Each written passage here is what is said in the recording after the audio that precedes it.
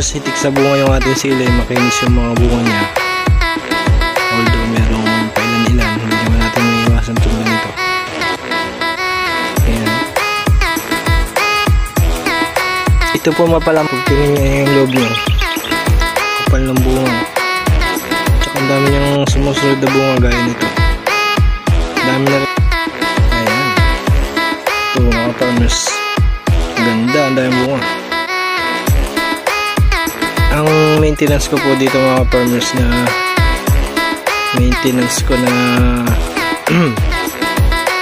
na fungicide po ay mangkusib lamang kasi mura po ang sili.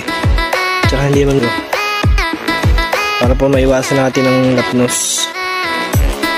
Tsaka ito pong variety ng sili na ito ay matibay sa virus. Yun po, hindi ko rin alam kung magkano ba ang tarahan ngayon.